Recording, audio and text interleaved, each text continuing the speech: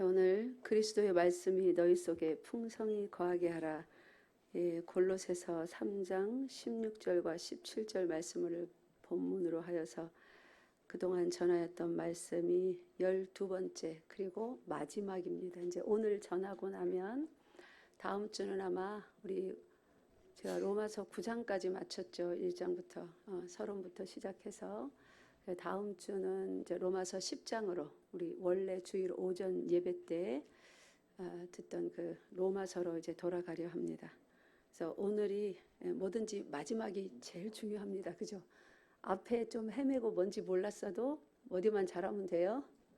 마지막만 잘하면 잘한 겁니다.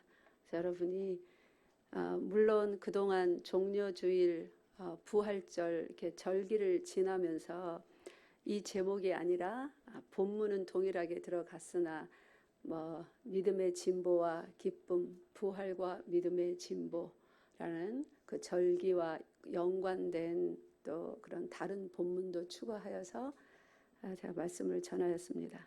어찌됐든지 이 전체 올 한 해의 주제인 그리스도의 말씀이 너희 속에 풍성히 거하게 하라. 그 범주 내의 말씀들이었고 오늘이 이제 그 마지막 시간입니다.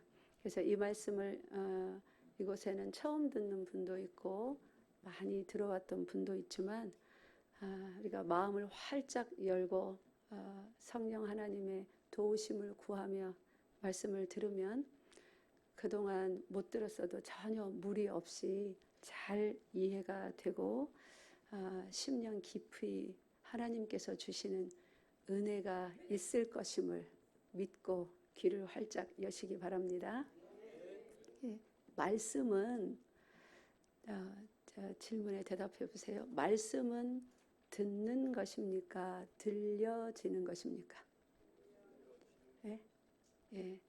두 가지 다 맞아요. 근데 사실은. 근데 첫 번째는 먼저 들려져야 돼요. 사람이 듣고자 해서 듣는 게 말씀이 아닙니다.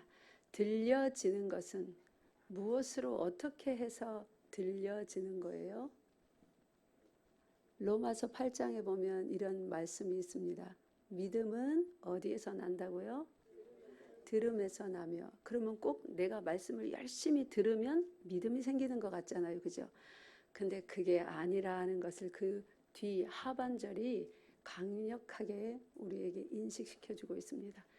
믿음은 들음에서 나며 그 뒤에 뭐라고 되어 있어요?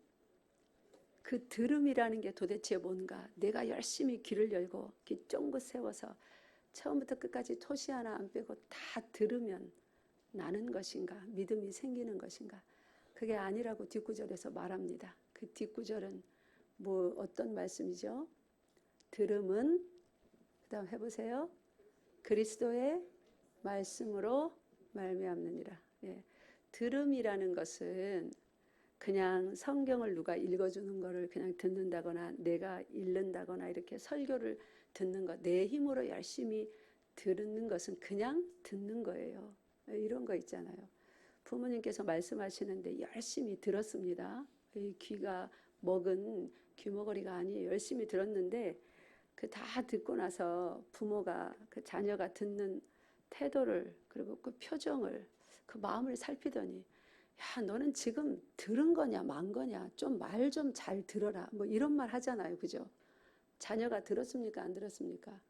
듣긴 들었는데 안 들은 거예요. 그러니까 육신의 귀로 듣는 게 아닙니다. 여러분 모두 다 오늘 내가 듣는 말씀이 아니라 그리스도의 말씀으로 말미암는, 그리스도의 말씀은 어떤 말씀이냐면 히브리서 4장 12절에 시작. 말씀이 어떻다고요? 살아있고 능력이 있고 어느 정도로요? 활력이 능력이 있는데 어느 정도로요? 양날선 검보다도 더 예리하여서 또요 혼과 영과 관절과 골수를 찔러 쪼개기까지 하고 이 속에 있는 하물며 생각과 마음의 모든 태도들을 전부 다 드러내버리기까지 한대요. 어마어마하죠. 이것이 살아있는 그리스도의 말씀입니다. 그러니까 그 말씀이 우리들에게 들려지면, 즉 말씀이 다가와서 역사하면 그때 비로소 우리가 듣게 되는 것입니다. 그래서 이 마지막 오늘 이 제목으로 전하는 마지막 말씀 시간에 꼭 들어야 되는, 그래서 올 한 해에 이게 우리 교회의 주제로서 이렇게 살라고 작년에 우리 교회에 주신 말씀인데, 이걸 모르면 올 한 해에 열방 교회라는 이 배가 도대체 어디로 가겠습니까? 주님께서 따라오라 한 그 열방 교회의 방향이 있어요. 올해에 그게 그리스도의 말씀이 너희 속에 풍성히 거하게 하라. 그냥 말씀만 암송하고 공부하고 그게 아닙니다. 말씀이 들려져야 되고 우리가 들어야 되는 거예요. 그래야 이제 발을 띄면, 내 발을 띈, 내 손을 내민 봉사의 일을 하려고 내 입을 벌려서, 오늘 여기 16절에 있잖아요. 뭐 권면하고 찬송하고 노래를 하고 그럴 때 하나님이 받으시는 아벨의 제사와 같은 기쁘게 하늘로 올라갈 수가 있는 것입니다. 그래서 오늘 특별히 기도하면서 그리스도의 말씀이, 제가 전하니까 그냥 사람의 말로, 목사의 말로 듣지 마시고 나를 도구로 들어 지금 하나님께서 써주신다는 것을 제가 믿습니다. 자, 여러분들도 그렇게 믿으시고 오늘 이 단에서 선포되어지는 말씀이 여러분에게 들려지는 은혜를 다 받으시기 바랍니다. 네. 오늘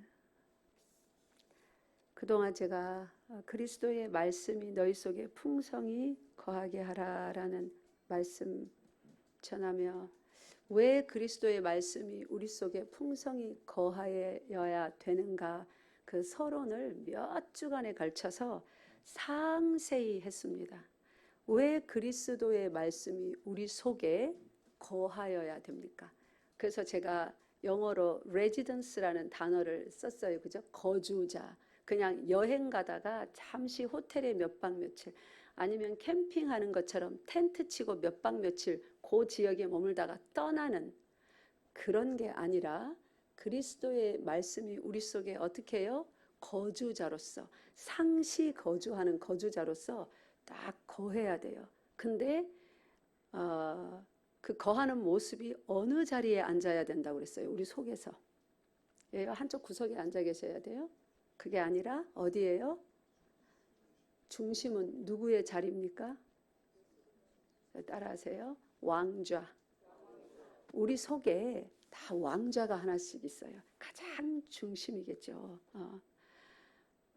우리나라 전체, 이 남한 전체를 보면 중심이 저 서울 경기 지역이 아닙니다. 그죠? 근데 우리는 왜 우리나라의 중심 그러면 누구나 머릿속에 어딜 떠올려요?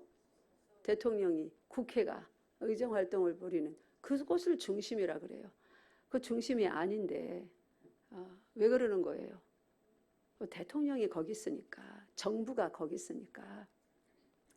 그래서 주의 말씀이 우리 속에 거한다 할 때, 이 거한다는 것은 왕으로서 좌정하셔서, 그 다음 좌정하시는 것까지만 하면 될까요?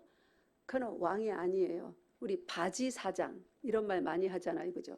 사장이 있기는 있는데 실세는 누굽니까? 사장이 아니야.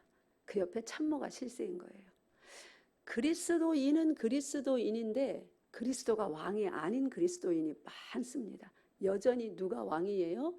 내가 왕이에요.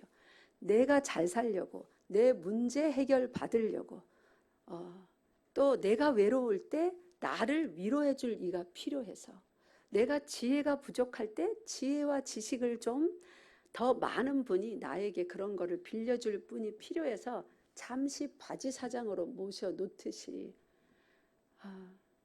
요새 그런 말도 있더라고요. 이제 나라가 조금 더 이제 이 시대가 진행이 되면 우리나라의 인력이 모자라고 또 재정이 힘드니까 외국인들을 근로자로 많이 이렇게 불러오지 않습니까? 아유, 나라가 이런데 앞으로는 아마 좀 똑똑한 대통령이 안 나오면 대통령도 외국에서 돈 주고, 우리 사장님 초빙해서 그죠, 월급 사장 있잖아요.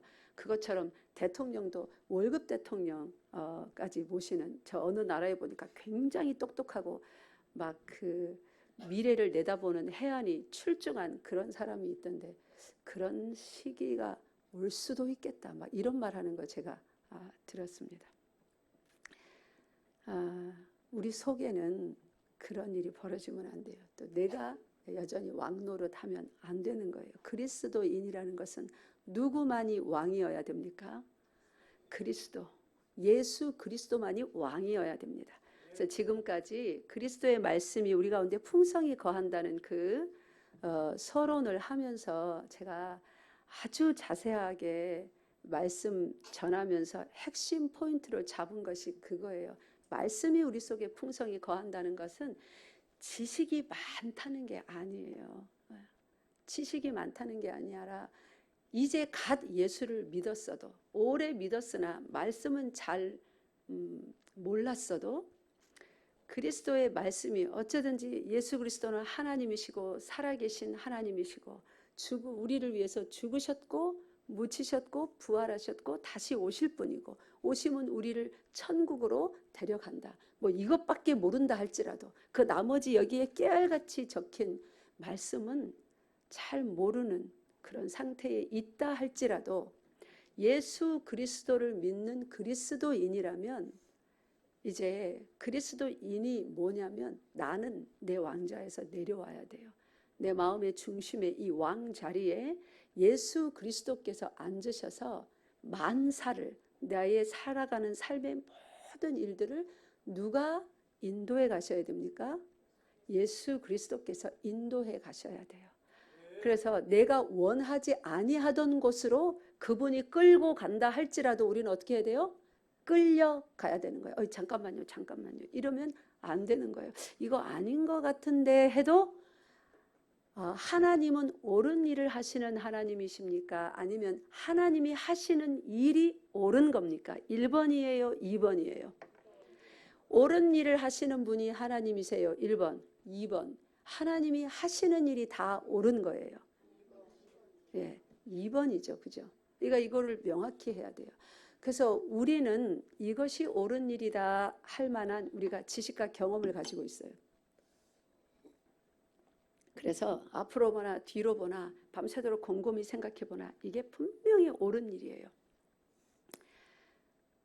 그게 베드로의 생각이었어요. 예수님 같이 그렇게 선하신 분이 어떻게 십자가에 잡혀 죽는다는 말이에요. 그건 옳은 일이 아니에요. 그러니까 절대로 그리 하시면 안 된다고 말렸겠죠. 우리 생각에는 그래요.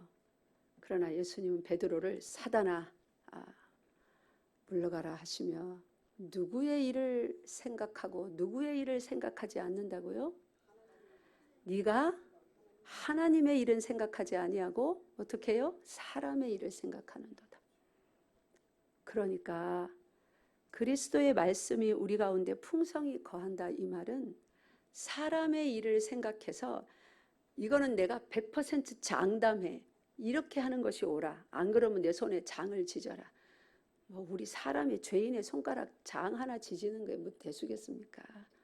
그게 아니라 하나님이 하시는 일이 옳습니다 하고 끝까지 내 눈에 아무 증거 아니 보여도 그게 좀 틀린 것 같아도 하나님이 원하시면 그리로 가는 거예요. 그게 맞는 것입니다. 여기까지 나아가는 것이 그리스도의 말씀이 우리 속에 풍성히 거하게 한다 그 말이에요. 그런데 거기까지 나아가는 길에는 수많은 복병들이 숨어 있습니다. 순종하지 못할 만큼. 그것의 가장 큰 최고봉이 바로 뭐였을까요? 예수 그리스도의 십자가였어요. 어찌 그런 일이 그런 흉악한 나라를 전복할 의도를 가진 역적이나 살인 강도들이나 달리는 십자가가 무슨 구원의 길이라는 말인가? 우리를 구원해 주신다고 그래놓고 무슨 십자가에 달리신단 말인가? 말도 안 되죠. 그 십자가로부터 시작해서 여러 가지 이해 못할 그런 복병들, 걸려 넘어질 만한 일이 굉장히 많습니다. 그런데 하나님은 그 수많은 길을 다 결국에는 통과해 낼 수 있도록 우리를 구원하실 그 계획을 자세히 창세 이전부터 준비를 하셨습니다. 이제 여러분 로마서 8장을 한번 펴보겠습니다. 로마서 8장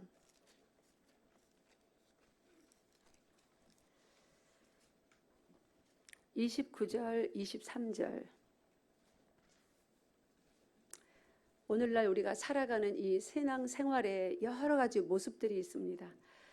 이전에 넘어졌던 사람은 일어나서 쌩쌩 달려가는가 하면, 아니 어제까지 쌩쌩 달려가던 사람이 오늘 또 시들시들 하더니 또 뭐 아예 그냥 보이지도 않는, 그래서 불안불안합니다. 어찌 될까? 그러나 이 일은 우리 눈에 보이는 그 현상 그대로 마감되는 일이 아닙니다. 여러분과 제가 삶에서 겪어오는 이 모든 일은 하나님이 아시는 거예요. 그런데 창조 이전에 우리를 먼저 아셨고, 먼저 사랑하셨고 정하셨대요. 즉 예정하셨다는 거겠죠. 결국은 그리스도의 말씀이 우리 속에 풍성히 거하게 하여서 베드로에게 하셨던 말씀, 다른 이가 와서 너를 띠띠고 어디로 데리고 간다고요? 네가 원하지 아니하였던 곳으로 데리고 간다. 원하지 아니하였던 곳 여러 군데 있습니다. 대표적으로 원하지 아니하였던 곳은 어디예요? 골고다 언덕 십자가의 자리, 원하지 않아서 부인했죠. 또 뭘 원하지 않았어요? 네? 사마리아로 예수님이 통과해서 간다니까 사마리아인들이 거부했죠. 그죠? 그럴 때 원하지 않아서 막 보아너게라 이름한 요한이 막 불이 떨어져서 저들을 다 살라버리라고 그리 할까요? 한 사람만 그랬을까요? 베드로와 모든 제자들이 일심동체였습니다. 대표적으로 요한이 그렇게 말했지만, 그러니까 사람들이 거부하는 것을 그냥 묵묵히 수치를 참고 돌아가는 거 원치 않는 거였어요. 능력이 있는데 불 확 질러버리면 그 다음은 어디로 가든지 어떻게 될까요? 이제 예수님과 제자들이 가는 길은 마치 홍해 바다 갈라지듯이 쫙쫙 갈라져서 우리의 능력의 왕이 나가신다. 다 비껴라. 이게 될 것 아닙니까? 그래서 수치와 모욕과 배척과 고통, 죽음, 불명예 이런 거는 원하지 않던 길이었습니다. 근데 사도행전을 읽어보니까 사도들이 가는 모든 길에 뭐가 있던가요? 사망의 냄새가 막 번져요. 죽음과 수치와 고통과 불명예와 굶주림과, 또 배를 타고 가면 배가 파손되네요.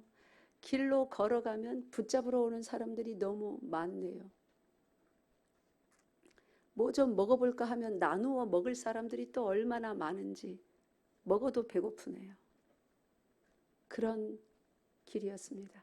근데 반드시 예수 그리스도께서 가셨던 그 길, 그리스도의 말씀이 풍성히 거하면 그 길을 가게 하시는, 그게 영광의 길이랍니다. 그러니까 예수 믿는 것은 고통 다 제거해주고 가난 다 제거해주고 신나지 지름길 고속도로 만들어줘서 어디를 가든지 막 바다가 쫙쫙 갈라지고, 그거 아닙니다. 그걸 원하면 다른 데를 가셔야 돼요. 그거 원하면 사단이 그런 거는 줄 수 있습니다. 하나님께서 허락하셨거든요. 새 나라가 임하기 전까지 공중의 권세를 누가 잡고 있어요? 사단이 잡도록. 근데 하나님께 속한 주의 자녀들은 그 목숨에 손 못 대도록 욥과 같이 하나님이 금하여 놓으신 거예요. 네, 이렇게 진행되는 이 구원의 기나긴 여정, 하나님께서 로마서 8장 28절, 29절, 30절에 보면 이 태초부터 이렇게 정해놓으신 일이래요. 그러니까 우리가 아무리 연약해도 절대로 실패하지 않습니다. 29, 30절 시작. 하나님이 미리 아신 자들을 또한 그 아들의 형상을 본받게 하기 위하여 미리 정하셨으니 이는 그로 많은 형제 중에서 맏아들이 되게 하려 하심이니라. 또 미리 정하신 그들을 또한 부르시고 부르신 그들을 또한 의롭다 하시고 의롭다 하신 그들을 또한 영화롭게 하셨느니라. 아멘. 창세전에 29절에 보니까 미리 아신 자들이 있대요. 그들을 30절에 보니까 미리 정하셨대요. 자, 정하셨다는 걸 뭐 어떤 일로 정했는지 우리 이르잖아요. 지금 여기 화분이 꽃이 2개가 있습니다. 내가 이거는 조금 부활절이 들어있는 4월이 지난 다음에는 이번 달에 등록한 성도의 가정에 선물로 주려고 정해뒀습니다. 이렇게 하는 거예요. 그죠? 그러면 똑같은 꽃인데 이거는 교회에 계속 있고 이거는 이제 목적이 달라졌어요. 어떤 목적이요? 4월에 등록한 성도 가정에 선물로 주기로 뭐 해뒀어요? 예약 정해진 거예요. 이 정함이 이렇게 정해둔 어떤 다른 목적으로 정해둔 똑같은 꽃인데 세상에 수많은 사람이 있습니다. 아담으로부터 시작해서 앞으로 태어날 어린 다음 세대들까지 너무너무 많은 사람들이 있는데 그 수많은 사람들 중에서 창조하시기 이전에 하나님께서 뭐 해둔 사람들이 있다고요? 정해둔. 똑같이 눈, 코, 입 달린 똑같은 사람이 겉모습은 조금도 다르지 않습니다. 이쪽 사람들에게 없는 이쪽 사람들은 꼬리가 막 달려서 흉측하게 생기고 이게 아니에요. 똑같아요. 근데 하나님께서 어떤 특별한 목적으로 정해두신 사람이 있대요. 그 정함은 뭔지 좀 이따 보고. 자, 29절에 미리 아시고, 미리 아신다는 말은 미리 보신다. 부부간에 아는 것처럼 그렇게 그 사람을 속속들이 잘 안다. 내가 너를 잘 아노라. 그 복음성도 있죠. 그 잘 아노라 복음성이 말하는 바가 뭐예요? 성격, 고통, 뭐 좋아하는지, 뭐 싫어하는지, 무슨 트라우마가 있는지, 뭐가 그렇게 힘들어서 맨날 그렇게 짠지상을 할 수밖에 없는지 다 잘 안다는 거예요. 그 잘 창조 이전부터 만들기도 전인데 아신대요. 이런 분이 우리의 하나님이고 그것을 우리는 하나님의 지혜, 전지, 전능이라고 합니다. 다 아신 자들을 미리 정하셨대요. 30절로 내려와 봅시다. 정하신 그들을 어떻게 하셨답니까? 부르셨대요. 믿음으로 콜링이죠. 구원으로의 콜링입니다. 구원으로의 콜링을 받았음을 확실히 아는 게 나를 구원하셨다는 걸 내가 확실히 아는 거 뭐 있어요? 막 방언하는 겁니까? 아닙니다. 내가 구원받은 자구나. 내가 연약한 듯 보여도 진짜 구원받은 자구나 하는 것을 우리 모두가 확실히 알 수 있는 증거가 하나 있습니다. 이거 구원 안 받은 자들은 절대 이 표시가 안 납니다. 그게 뭘까요? 따라하세요. 회개. 여러분 회개해 본 적 있으시죠? 엄청난 눈물 콧물을 쏟으며 회개하는 사람도 있고 그냥 그렇구나 내가 진짜 죄인이구나 이 죄를 위해서 예수님께서 죽어주셨단 말이지 참 감사하다 예수님 정말 잘못했습니다 나 때문에 죽어주시고 고통받으셨군요 내 죄를 용서하여 주시옵소서 이렇게 진실로 여러분 회개해 본 적 있으시죠? 그게 증표예요. 여러분이 구원받은 자라는 그게 부르심 받았다는 그런 증거입니다. 그 첫 번째 증상들이에요. 믿음의 여정을 시작하는 사람들의 회개입니다. 그래서 미리 아신 자들을 정하시고 정하신 그들을 또한 부르시고 회개하고 이제 믿는 거죠. 예수님을 믿음으로 말미암아 내가 회개하고 예수님 믿으니까 그 다음 어떻게 되는 거예요? 의롭다 하셨대요. 의롭다가 뭡니까?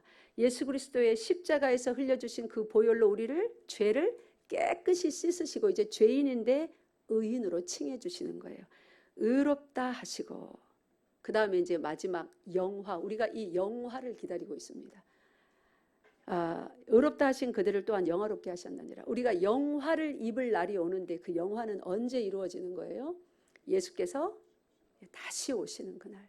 이제 우리 모든 믿는 무리들을 하나님의 나라로 이 땅 지금 보는 하늘과 땅 말고 새 하늘 새 땅으로 인도하여 드리는 그때에 그때까지 살아있는 사람들은 이 몸이 순식간에 그거를 찰나라고 합니다. 이거는 0.00001초가 아니에요. 더 빨라요.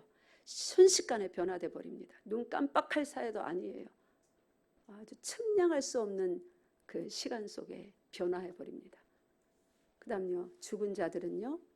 부활의 몸, 새 몸으로 일어납니다. 그렇게 우리는 지금 영이 구원받고 이 육신은 구원받기 이전에 더러운 온갖 소욕을 다 내는 그 동일한 껍데기예요. 그러니까 이 동일한 껍데기, 장막이라고 그러죠. 우리 사도 바울의 서신에 보면 육신, 그다음 뭐예요? 장막. 육신 장막 속에서 누가 살아요? 구원받은 내가 살아요. 죄인이 아니라 의인인 내가. 근데 이 육신은 우리 보고 뭐라 그래요? 네가 무슨 의인이야. 너 조금 전에도 음란한 생각했잖아. 아니 아까 그 여자 지나가는데 치마 좀 짧으니 아이고 눈이 뭐 쳐다보고 띄질 못하대. 맞아요. 우리 육신은 그래요. 이거 육신의 눈이잖아요. 그 속에 자꾸 찔림 받습니다. 괴롭습니다. 누가요? 구원받은 의인이라 칭함받은 우리의 영혼이. 이게 싸움이에요. 내가 너와 함께하니 도와줄 것이니 뭐 하라고 합니까? 싸우라고 합니다. 승리는 누구 것이다? 승리는 내 것일세. 이 내 것은 이 육신이 나가 아니에요. 여러분 속에 담겨진 그 영혼이 여러분이에요. 그 새로움을 받은 그 의인이 누구와 싸워요? 이 육신과 이제 싸워서 육신의 소욕을 날마다 내려놓는 거예요. 그리고 승리하는 거예요. 그래서 사도 바울은 에베소서에서 나는 몇 번 죽어요? 날마다 죽노라. 어떻게 날마다 죽을 수 있을까요? 이제 이게 성화의 삶입니다. 영화를 입기 전까지. 자, 회개하고 구원 받았어요. 거기서부터 마지막 영화를 입기 전까지 가장 기나긴 그리스도인들이 통과해 가야 할 그것이 이 성화인데, 지금 교회에서 성화의 삶, 즉 거룩한 삶을 얼마나 강조하고 있는지. 그죠? 예수 믿으면 복 받고 천국 간다. 이 성화는 펄짝 건너뛰는 것과 같은 그러한 모습을 많이 볼 수 있습니다. 성화, 이것이 우리에게 어쩌면 가장 중요해요. 구원 받은 백성이고 내가 죄인인 것을 인정했다면, 회개는 내가 죄인인 것을 인정하고 죄 지을 수밖에 없는 연약한 자임을 인정하고 하나님께 용서를 구하고 회복을 구하고 기대는 거예요. 회개는 왜 이렇게 가다가 이렇게 돌아서는 거라고 그러잖아요. 내 힘으로 됩니까? 그게 안 돼요. 그러니까 예수님이 수고하고 무거운 짐진 자, 죄진 자들아, 짐진 자가 죄진 자들아 이 말이에요. 너희 죄인들아 다 내게로 오라. 어떻게 해요? 내가 너희를 뭐 어떻게 쉬게 하는 거예요? 우리 힘들잖아요. 언제 쉬어봤습니까?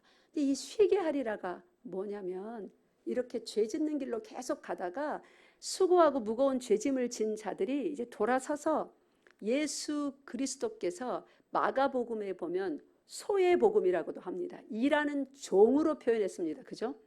그래서 예수 그리스도께서 계속 일하세요. 제자들을 데리고 다니며 그들을 구원하기 위한 그 일을. 그러니까 예수 그리스도께서도 멍에를 맸다고 합니다. 내 멍에는 쉽고 가벼우니. 예수님도 쉽고 가벼운 게 아니에요. 예수님은 심각하게 오열하셨습니다. 히브리서 5장에 보세요. 심한 통곡과 눈물로 아버지께 간구했다고 그러죠. 그죠? 뭘 간구했어요? 마태복음 26장에 할 수만 있으면 이 잔을 내게서 옮겨주시옵소서. 예수님께도 그 멍에가 쉽고 가벼운 게 아니에요. 그만큼 무거웠습니다.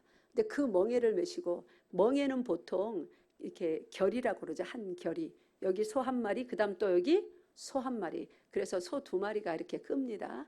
예수님이 나에게 오라. 누구 멍에를 메래요? 내 멍에를 메라. 예수님이 이미 그 멍에 메고 우리 자리를 남겨두셨어요. 친히 예수님이 가고 있습니다. 십자가 메고. 그러면 우리는 이제 이 성화의 삶을 사는 동안 우리가 회개하고 우리가 뒤돌아서서 우리가 그 가야 될 원래 말씀이 지시하는 그 길로 우리가 가는 게 아니에요. 힘든 건 예수님이 다 하시는 거예요. 거기가 엔진이에요. 우리는 그러면 왕자리를 내어드리고 그냥 그 같은 한 결이 거기 멍에에 매여서 예수님이 가시는 방향으로 그냥 따라가면 되는 거예요. 그래서 쉽고 가볍다고 하는 것입니다. 믿습니까? 그런데 그것조차 얼마나 힘든지요. 그게 이제 신앙생활이는 거예요. 예수께서 가신 그 길, 십자가 지고 가신 그 길을 우리도 따라가는 거예요. 세상은 이것이 영광의 길이요, 이것이 능력의 길이요 가리키는데, 예수님은 그 반대로 가셨거든요. 로마라는 나라가 압제하던 그 시절을 살았던 유대인들의 사고방식에 뭐 유대인들뿐만 아니에요. 그 시절 로마 시대가 있었던 그 시대에 헬레니즘 문화가 꽉 장악하고 있었죠. 모든 사람들의 사고와 그 살아가는 방식, 모든 문화를 그때 로마에 있어서 그들의 선은 무엇이었습니까? 선. 우리는 선하다 이러면 착하고 어려운 사람 도와주고 이걸 선이라고 부릅니다. 그죠? 근데 로마 시대의 선은 무엇이었을까요? 로마 시대에는 뭐가 선이냐면 그들의 사상 깊숙한 구조 속에 이게 기조에 깔려 있는데 힘이 선한 거예요. 그래서 힘이 선이기 때문에 하물며 자녀를 낳았을 때 연약한 자녀들은 돌보지 않습니다. 이렇게 버리든지 뭐 키워도 대충대충 정성을 쏟지 않습니다. 그렇게 그리스 로마 신화에 보면 실제로 뭐 아이가 태어났는데 아주 기형으로 못생기고 약하게 태어난 아기가 있어서 하늘에서 그 엄마가 땅으로 떨어뜨려 버리는 뭐 그런 신화 얘기도 있죠. 그것이 그들의 사고방식이었습니다. 그래서 버리도록. 그 약한 것은 선한 것이 아니에요. 힘이 있어야 선한 것이었습니다. 그래서 복수 문화가 로마 시대 그 영화 배경으로 하는 영화를 보면 복수가 굉장히 많잖아요. 그죠? 복수하면 우리는 안 됩니다. 그죠? 하나님의 뜻이 아니에요. 용서가 하나님의 뜻이지. 그 당시에는 복수하지 않고 자기 부모를 죽인 원수인데도 아무 액션도 취하지 않고 가만히 있으면 바보예요. 그건 악한 사람이에요. 반드시 복수를 해줘야 됩니다. 어떤 식으로든. 그래서 힘이 선이에요. 근데 예수 그리스도께서는 구원하신다 하면서 아무 힘도 없이 십자가를 지고 골고다 언덕에서 돌아가시니 이 메시지, 십자가가 메시지잖아요. 그죠? 우리에게 강력히 주장하고 있는 바가 있습니다. 우리는 너무나 잘 아는데 그 당시 사상의 배경하에서 교육받고 자랐던 그 유대인들, 그 이방인들을 한번 생각해 보세요. 그 말도 안 되는 거죠. 복음이 십자가의 도가 그들에게는 그래서 뭐라고 사도 바울이 말합니까? 미련한 것이요. 어리석은 것이요. 그래서 그렇게 말하는 거예요. 그 당시에는 이 복음이 지혜로운 게 아니었어요. 미련하고 어리석은 것이었습니다. 그 한 자리를 떡하니 남겨두고 내가 지금 아버지께서 주신 내 멍에를 내가 메고 가는데 나에게 와라. 이 죄인들아, 수고하고 무거운 짐진 자들아, 내가 너희를 쉬게 해주겠다. 내 멍에는 쉽고 가볍단다. 예수님이 다 담당해 주신다는 말이죠. 예수님이 실제로 그렇게 하셨고요. 근데 그 옆에 한 자리 남겨진 그 자리에 가서 예수님이 이미 끌고 가고 있는 그 자리에 철커덕 들어가서 같이 멍에를 메고 끌려만 가면 되는데 그것도 어렵다고요. 그래서 우리가 갈 힘이 없다고요. 그러니까 베드로도 결국은 배신의 길로 가지 않습니까? 왜 그것이 그렇게 어려운가? 그럼 어떻게 해야 되겠는가? 어려운 것은 여러분 어떤 사람을 3일을 굶겨놨어요. 3일을 굶겨놓고 소가 큰 황소가 이제 이렇게 한 결의에 이쪽에 멍에를 메고 끌면서 3일을 굶은 사람한테 저 소가 이미 다 끌고 가고 있으니까 여기 빈 곳이라도 혼자서 다 하니까 너는 그 나머지 이쪽 멍에에 가서 손만 살짝 얹고 있으면 돼. 자, 그렇게 따라가. 그러면 이 사람이 아이고 쉽네 이거 뭐 아무것도 아니네 이럴까요? 아니요. 너무 힘들어요. 왜 힘듭니까? 못 먹어서. 힘이 안 나요. 에너지가 있어야 자기 몸을 거기까지 가서 그 멍에 있는 데 가서 뭐 매든지 말든지를 할 거 아니에요. 힘이 없어서 서지를 못하는데 손은 지금 막 움직이는데 어떻게 따라갑니까? 양식을 먹어야 됩니다. 양식을 못 먹으면 못 따라가는 거예요. 아무리 가벼운 멍에라도 거기에 그걸 지고 서서 견뎌내지를 못하는 거예요. 우리에게 양식이 있습니다. 이것은 사도 바울이 신령한 저지라고 표현했습니다. 예수 그리스도도 제자들이 육신의 양식을 구해서 주님 좀 잡수세요. 요한복음 4장에 수가성 여인 만나러 갔을 때, 그러니까 예수님이 내가 먹을 양식이 어떻다고요? 따로 있다고 그러죠. 그 양식을 우리가 먹어야 되는데 그 양식이 그리스도의 말씀입니다. 오늘 골로새서 3장 16절에서 말하는 그리스도의 말씀, 그 말씀이 우리 속에 풍성히 거해야만, 그러니까 주기도문에 보면 무슨 양식을 구합니까? 일용할 양식을. 그 일용할 양식은 여러분 우리 먹거리 구하는 게 아니에요. 우리 먹고 마시는 모든 것은 하나님이 더하여 주시는 복입니다. 먼저 그의 나라를 구하고 찾을 때 육신에 먹고 마시는 입는 이 문제에 대해서는 예수님께서 백합화보라, 저 공중의 새를 보라 쭉 말씀하시며, 하물며 너희 천부께서 너희의 구하는 것을 주시지 않겠느냐. 우리가 구해야 될 것이 따로 있습니다. 육신에 먹고 마시는 것은 그저 일용할 양식으로 날마다 안 구해도 더하여지는 복에 다 들어있는 거예요. 일용할 양식을 날마다 구해야 돼요. 누구처럼요? 얼마나 열심히 이스라엘 백성이 40년 동안 만나를 날마다 아침마다 늦게 나가면 옆집 아줌마가 다 가져갔을까 봐 다라이 들고 쫓아나갔을까요? 그렇게 열심히 눈 딱 뜨고 일어나면 하나님 오늘도 나에게 하루의 생명을 허락하여 주시니 참 감사합니다. 아침에 뭐 먹을까? 이러지 마시고 하나님께서 내가 지금 예수 그리스도의 그 멍에를 메고 쉽고 가볍다 한 그 멍에를 메고 오늘 하루도 살아갈 터인데 쉽고 가볍다 하시는데 나에게 아직 쉽고 가볍지가 않아요. 어제도 참 어려워서 죄 많이 지었어요. 하나님 오늘은 어제보다 더 거룩하게 살기 원합니다. 내게 일용할 양식을 주시옵소서. 주님, 내 삶 중에 어제는 이러저러 해서 내가 또 내 왕자리에 앉아서 내 뜻대로 저질러 버리고 말았네요. 정말 면목 없습니다. 잘못했습니다. 오늘 잘해볼게요. 왕좌에 좌정하셔서 나에게 일용할 양식을 이 백성에게 먹이시고 주님 뜻대로 나를 인도하시고 내가 주님이 이끄시는 대로 따라갈 수 있게 주님 역사하여 주시옵소서. 내가 무슨 말을 하든 권면을 하든 충고를 하든 무슨 말을 듣든 하나님을 찬양하든 찬송가로 노래를 하든 시편 찬양을 하든 무엇을 먹든지 마시든지 다 예수 그리스도의 이름으로 주의 영광을 위하여서 할 수 있도록 나를 도와주시옵소서. 내게 일용할 양식을 먹이시옵소서. 그리고 성경 펴서 한 절이라도 읽어보세요. 얼마나 그것이 여러분에게 양식이 되는지.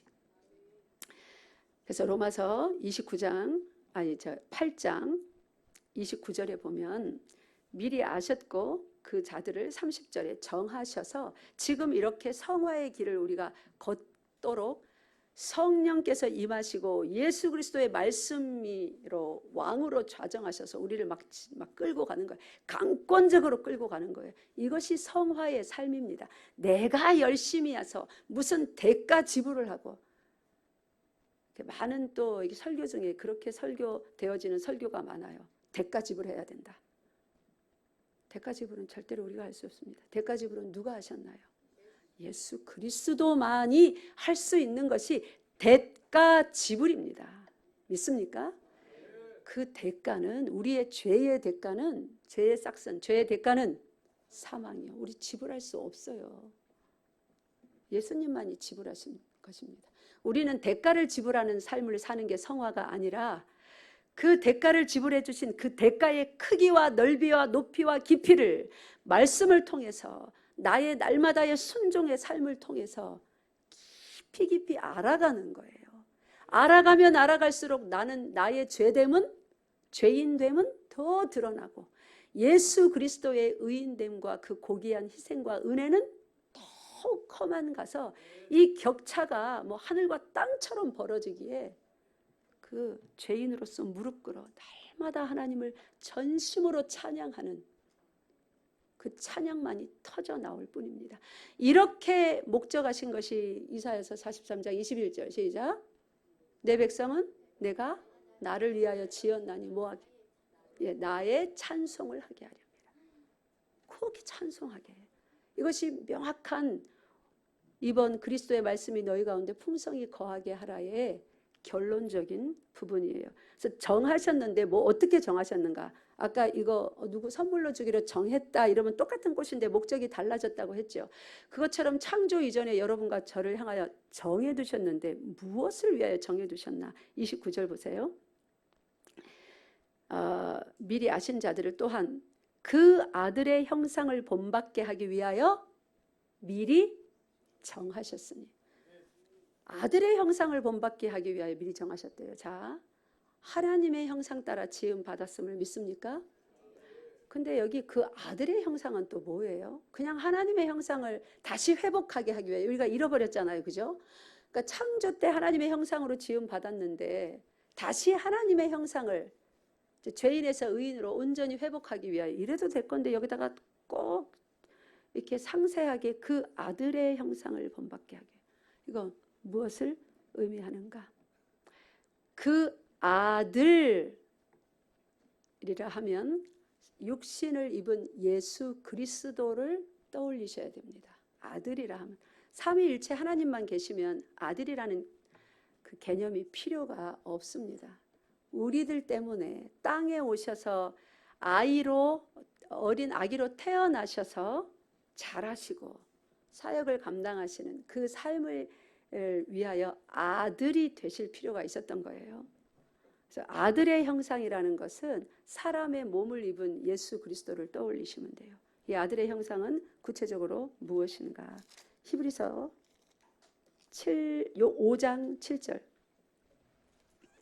5장 7절 8절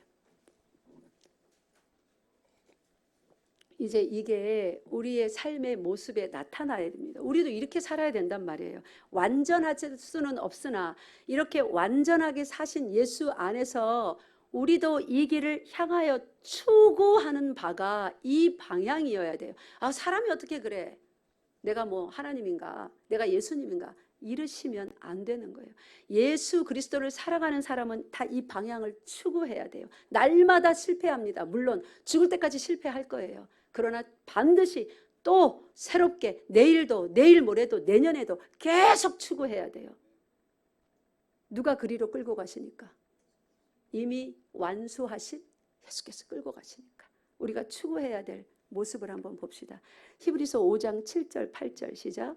그는 육체에 계실 때에 자기를 죽음에서 능히 구원하실 이에게 심한 통곡과 눈물로 간구와 소원을 올렸고 그의 경건하심으로 말미암아 들으심을 얻었느니라. 그가 아들이시면서도 받으신 고난으로 순종함을 배웠어. 아멘. 심한 통곡, 눈물, 간구와 소원을 올렸는데 그의 경건하심으로 말미암아 들으심을 얻었대요. 이게 뭔 말이에요? 아, 예수님이 경건하시니까 의로우시니까 하나님이 다 들어주셨구나. 그 말이 아니라 우리와 똑같이 불안, 초조, 근심, 공포를 다 느끼셨습니다. 유혹을 받으셨습니다. 그런데 경건이 뭐예요? 저기 아브라함이 창세기 22장에 제사할 때 보면 아브라함아 아브라함아 하면서 멈춰놓고 나중에 하나님이 아브라함 보고 뭐라고 합니까? 이제서야 네가 나를 뭐 하는 줄? 경외하는 줄.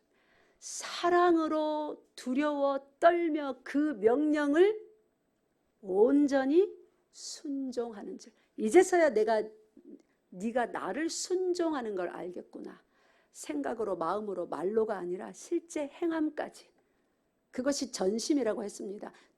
그리스도인의 전심을 아버지께 드려야 된다는 전심은 자꾸 마음 심자를 쓰니까 마음인 줄 아는데 성경에 기록된 전심, 온 마음, 모든 마음, 이런 마음이라는 것은 어디까지 포함된 겁니까? 실행까지, 행동까지 포함한 것을 전심이라고 성경은 그렇게 우리에게 알려주고 있습니다.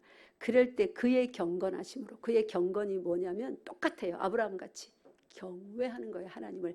아들이시면서도 당신도 하나님이면서도 경외하는 거예요. 그게 예수님의 경건이라고 표현했습니다. 어떻게 경외하던가요? 성경에 기록되어 있습니다.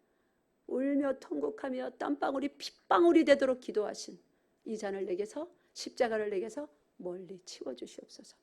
그런데 어떻게 하나님 앞에서 하나님을 경외하던가요? 어떻게 그의 경건함을 드러내던가요? 결국은 내 원대로 마옵시고 아버지 원대로 하옵소서. 이것이 한쪽 멍에에 같이 예수님과 메고 예수님이 끌고 나갔을 때 음매하며 따라가는 예수 그리스도의 멍에, 우리에게 쉽고 가볍게 지고 갈 수 있도록 씌워주신 멍에의 모습입니다. 여러분, 하나님을 사랑만 하지 마시고 살아계신 하나님 앞에서 그분을 두려워하시기 바랍니다. 두려워해야 신앙의 바르지 못한 모습을 잘라낼 수 있어요. 남에 대해서 함부로 막 말합니다. 내일 아니니까 막 함부로 말하고 그 말이 막 둘둘 떠돌면서 성도들의 심령을 상하게 합니다. 예배를 함부로 얘기합니다. 막 웃고 떨고 하하하호호. 옛날에는 종이 썼죠. 땡 하나님 이럽니다. 예배에 대한 모습도 실제 삶의 모습도 주중에 한 번도 성경 펼쳐보지 않습니다. 요즘은 아예 성경책 들고 오지도 않죠. 하나님을 두려운 자로 알아야 돼요. 생명을 취하실 수도 있고 살리실 수도 있고 높은 자리에 올리실 수도 있고 그날 당장 끌어내리실 수도 있는. 하나님은 이것을 위하여서 우리를 구원하셨고 그 구원의 통로로서 예수 그리스도를 보내셨습니다. 그 예수 그리스도는 어떤 분이신가? 히브리서 4장 15절에 보면 그냥 들으세요. 모든 일이 우리와 똑같이 시험을 받으신 이로되 죄는 없으시니라 그랬습니다. 이제 나머지 아까 하나 더 읽었던 본문 말씀 있죠. 마태복음 6장 10절 함께 읽겠습니다. 마태복음 6장 10절 시작. 나라가 임하시오며 뜻이 하늘에서 이룬 것 같이 땅에서도 이루어지이다. 아멘. 하나님 나라에서는 이게 이미 이루어졌어요. 하나님의 뜻은 천군 천사들 삼위일체 하나님 속에 하나님의 모든 영원 세계 속에 항상 아버지의 뜻대로 이렇게 완전하게 이루어지는 뜻이 하나요, 사랑이 하나요, 영이 하나인 능력이 한이 없는 경건한 나라, 깨끗한 나라, 의로운 나라, 선한 나라, 행복의 나라입니다. 근데 그 나라를 이제 하나님께서 어디다가 심으시겠다고요? 네? 여기 주기도문에 보니까 그래서 예수님이 이렇게 가르쳐 줬잖아요. 니들은 이렇게 기도하라고. 어디다가 심으시는 거예요 이제? 그 나라를 이 땅 위로 내려서. 그런데 그 나라를 이 땅에다가 심으시는데 그냥 그 나라가 우리 지난주 금요일날 에스겔서에서 그 조그만 거 환상으로 하나만 봤는데도 너무 황홀경이었지 않습니까? 그죠? 근데 그게 아니라 그 하나님 전체 나라를 여기다가 옮겨 심으시는데 그게 툭 떨어지면 얼마나 좋아요. 예수 안 믿을 사람이 어디 있겠습니까? 근데 하나님께서는 그 보배로운 것을 예수 그 아들의 형상을 본받게 하기 위해, 즉 완전한 순종의 모습이 그 아들의 형상입니다. 본받게 하기 위하여서 숨겨놓으셨어요. 밭에 감추인 보화처럼. 어떻게 숨겨놓으셨어요? 예수 그리스도의 십자가를 통해서만 그 나라 속으로 들어올 수 있도록. 그러니까 십자가를 복음이라고 전하는데 웃기고 있네. 이래 나약한 왕이라고 이래가지고 뭐 되겠어? 자기도 못 구하는 주제에 사람들이 십자가 밑에서 막 놀렸잖아요. 어떻게 해요? 네가 하나님의 아들이냐? 너부터 구원해봐라. 그리고 우리를 구원해라. 옆에 달린 강도들도 그랬습니다. 그러니까 누가 이 복음을 듣고 예수를 믿겠냐고요. 자, 복음은 듣는 것입니까? 들려지는 것입니까? 여러분은 복 받으신 줄 믿으시기 바랍니다. 이거를 듣고 여기 앉아 계시잖아요. 이 황금 연휴에 놀러 가셔야지. 날도 얼마나 좋은데. 복음은 하나님이 이 두꺼운 완악하고 고집스러운 이 마음, 미련한 이 마음, 이 귀를 열어서 집어 넣어줘 버리는 거예요. 멍에를 아주 그냥 꽉 매머리고 예수님께서 가자. 내 어여쁜 자야, 사랑하는 자야, 일어나라. 내 멍에는 쉽고 가볍다. 내가 다 했다. 내가 대가집을 다 했으니 너는 믿고 따라와. 밥 잘 드시고 그리스도의 말씀이라는 우리에게 주시는 양식을 때마다 시마다 눈으로 받아 먹으시고 마음으로 받아 먹으시고 풍성히 먹으시고 여러분 속에 말씀이 충만히 임하여서 하나님이 어디로 이끄시든지 잘 따라가는 여러분 되시기를 바랍니다. 오늘이 이 말씀을 제가 마치기로 작정했으므로 지금 12시 10분인데 여러분 지겨우지 않으시죠? 조금만 더 말씀 전하겠습니다. 오늘은 이거를 마쳐야 다음 주에 또 재미난 로마서로 다시 들어갈 수 있기 때문에 마태복음 5장 보세요. 그러면 그리스도의 말씀이 우리 속에 충만하여서 아까 골로새서 3장 16, 17절에서 말하는 뭐 노래를 하든 찬송을 하든 권면을 하든 먹고 마시든 무엇을 하든지, 또 고린도전서 10장 31절에서 말하는 무엇을 먹든지 마시든지 뭔 일을 하든지 다 하나님의 영광을 위하여 하라고 하잖아요. 그죠? 근데 참으로 아직도 조금 뭔가 형이상학적입니다. 뭔가 손에 확 잡히지를 않아요. 궁극적으로 우리의 삶의 모습이 어떻게 드러나야 되는가. 아까 우리 마태복음 6장 10절 뜻이 하늘에서 이룬 것처럼 땅에서도 이루어져야 된대요. 그래서 우리가 그 뜻을 이루기 위해서는 밥을 잘 먹어야 돼요. 우리의 일용할 양식, 새로운 피조물로서 우리 옛날 첫 피조물, 부모로부터 난 우리들은 삼시세끼 밥 잘 먹으면 돼요. 근데 새롭게 난 예수 안에서 새로 태어난 우리들은 삼시세끼 밥으로 안 된다니까요. 또 먹어야 될 일용할 양식이 있어서 예수께서 이렇게 기도하라, 날마다 구하라까지 한 거예요. 그 일용할 양식, 예수 그리스도의 말씀 먹어야 믿음이 자랍니다. 믿음이 자라야 앞으로 같이 걸어갈 힘이 있는 거예요. 그죠? 그러면 그렇게 산 사람들의 실제 모습이 어떻게 나타나냐면, 예수님께서 마치 모세가 사람들을 출애굽시켜서 시내산 앞에 모아두고 하나님의 말씀을 받게 하였던 것처럼, 또 대신 올라가서 받아서 대신 전해 줬던 것처럼, 예수 그리스도께서 친히 오셔서 세례 요한으로부터 세례를 받았던 수많은 하나님의 백성들을 그 산에 앉혀놓고 예수께서 가르치시며 이렇게 말씀하십니다. 심령이 가난한 자는 복이 있나니 천국이 그들의 것이며. 이거 이제 이 말씀은 자세히 제가 100번 넘게 새벽기도 시간을 할애해 가면서 몇 년간 설교했으니까 우리 메시지 말씀 밴드에 들어가면 다 있으니 이렇게 궁금하신 분들은 밴드에 좀 요청하셔서 들어오셔서 들으세요. 심령이 가난한 자는 복이 있나니 천국에 그들의 것. 또 애통하는 자, 온유한 자, 의에 줄이고 목마른 자, 긍휼히 여기는 자, 마음이 청결한 자, 화평케 하는 자, 의를 위하여 박해를 받은 자는 복이 있다고 합니다. 근데 이게 한국말로 보면 또 이렇게 해야 복이 있다 같은데 그게 아니고 원문은 야, 복되구나. 너희 심령이 가난한 자들아. 지금 예수님이 이거 그 말씀하시던 그 당시를 생각해 보세요. 예수님 앞에 누가 있어요? 제자들과 유대인들이 앉아 있습니다. 그죠? 말씀을 듣는 그들에게 하는 말이에요. 너희들은 모세와 이스라엘 백성을 생각하면 딱 이해가 쉬울 거예요. 하나님이 구해내신 이스라엘 백성에게 십계명의 말씀을 주시듯이 예수 따라 나온 세례받은 이 유대인과 제자들 무리에게 말하는 거예요.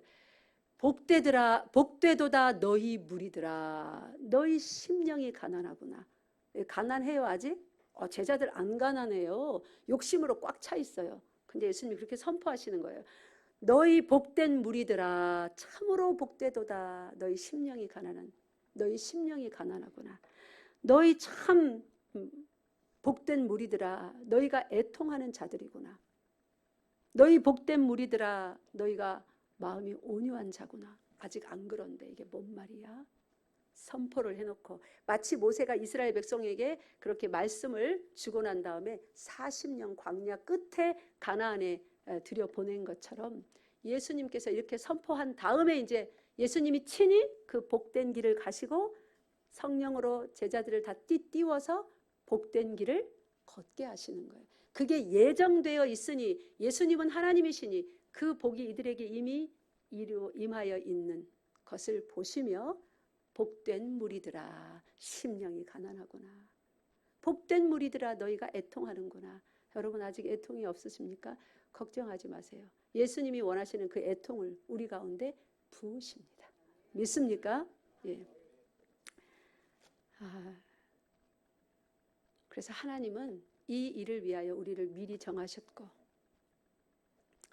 예수 그리스도께서 이 땅에 살 때에 심령이 가난하게 사셨어요. 애통하는 자로, 화평하게 하는 자로, 온유한 자로, 의를 위하여 핍박을 대표적으로 엄청나게 완전히 받으신 자로. 그러면서 그 멍에를 매래요. 이제 쉽고 가볍다. 이제 사단의 머리가 깨뜨려졌느니라. 너희를 해할 자가 없으니 이리 와라. 내가 간 길이 이 길이다. 내가 곧 길이요 진리요 생명이니. 나로 말미암지 않으면, 즉 나와 멍에를 같이 매지 않으면, 내가 복인 줄을 모르면, 내가 복이라는 것이 너희 귀에 들려지지 않으면 너희는 나와 상관이 없느니라.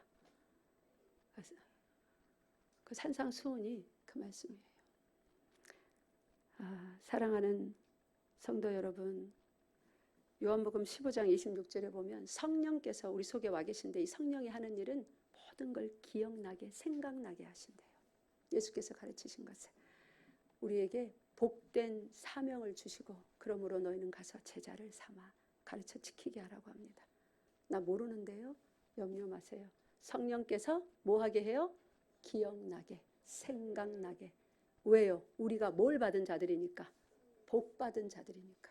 여러분 시험 칠 때 시험 공부 별로 안 했는데, 어머나 문제를 딱 읽자마자, 왜 갑자기 그 수학 시간에 막 졸고 있다가 선생님이 어떤 공식을 풀어주면 했는데 잘 듣지도 못했는데 생생하게 기억이 나네요. 와, 오늘 복 받았다 이러잖아요. 그죠? 우리가 복 받은 자들이에요. 기억나게 하세요. 그런데 말씀이 우리 속에 풍성하게 거해 있지 않으면 아무것도 일어나지 않습니다. 믿습니까? 하나님이 선포하신 그 말씀대로 되어지는 나라기 때문에 그리스도의 말씀이 여러분 속에 풍성히 거하도록 예배에 열심히 오시고, 날마다 성경 읽으시고, 그리스도께서 여러분 왕자리에 앉아서 통치하시도록, 그리하여 이 모든 것이 더해지는 이 땅의 복도 함께 받을 수 있도록, 또한 그보다 더 큰 복은 뭔지 압니까? 사망의 음침한 골짜기 속에서도 슬퍼하지 아니하고 주께서 그곳에 같이 있으므로, 다니엘의 세 친구 사드락 메삭 아벳느고처럼 불 가운데를 같이 다니는 거예요. 그곳에 임재가 있는 거예요. 여러분의 슬픔 속에 예수님의 임재가 있는 거예요. 여러분의 무너짐 속에 예수님의 임재가 있는 거예요. 얼마나 신납니까? 그죠? 거기까지 나아가는 복된 여러분들 다 되시길 바랍니다. 기도하겠습니다. 살아계신 하나님 아버지, 참 감사합니다. 그리스도의 말씀이 우리 속에 풍성히 거할 때에 우리가 어디까지 나아가서 영화로움을 받을 수 있는지, 얼마나 영광스러운 삶인지 우리가 말씀을 통하여 깨달았나이다. 이 놀라운 일을 창세 이전부터 계획하시고 예수 그리스도 안에서 우리를 그 형상을 회복하기까지 완전한 순종으로 나아갈 수 있도록 하나님께서 작정하시고 일하여 주시니 감사합니다. 우리 열방교회 모든 성도들이 이 한 주간 정결하게 살게 하시고, 내가 왕자리에서 내려와 예수 앞에 무릎 꿇어 주께서 통치하시고 주의 말씀이 우리에게 들려지는 그 복된 하루하루 되게 하여 주시옵소서. 우리 주 예수 그리스도 이름으로 기도드리옵나이다. 아멘.